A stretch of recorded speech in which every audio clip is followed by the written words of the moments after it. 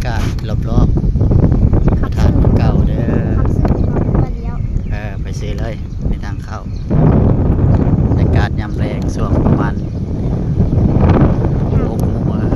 งยัง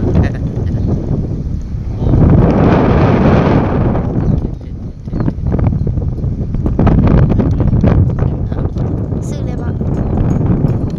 เสียดายเดินพระธาตุเป็นหัวเข้ามาได้นี่วัดพญาศรีโคตรเด้อ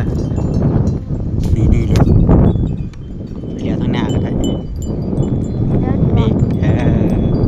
กับเบรกนี่เลี้ยวบนทางนี่กับเบรกเอาคือบ่เลี้ยวซะ อ้าวเดี๋ยวนี้บ่ โอ้ เขาก็เดี๋ยวมาเลี้ยวนี้ เอาไปโค้งครับพุ่นโค้งไปทางนั้นโค้งมาพี่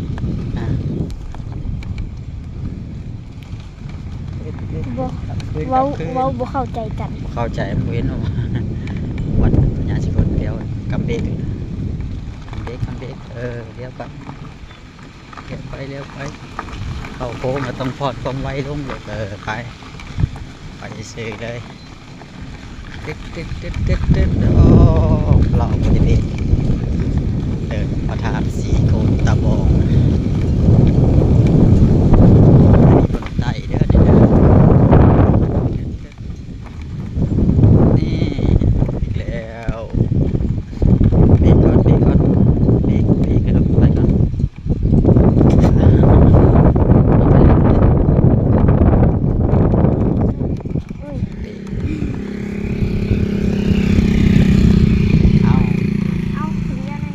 ไป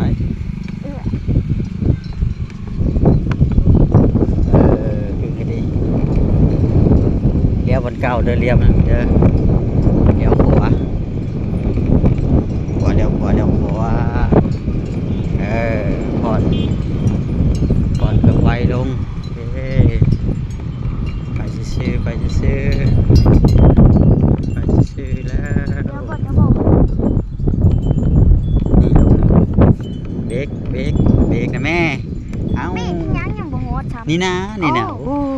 ไปเลยพวกไปเลี้ยวตัวนั้นก็ได้เบรกบ่เบรกนี่นะไปนี่ก็ได้นี่นะ นี่ก็ได้บ่ สั่งให้เบรกก็บ่เบรกนี่ดูสิ โอ้เขาเดินนี่เลยไปหยิบขี้ควายหรือว่า ก็บ่เหยียบแล้วว่าเจ้าก็ได้ตึง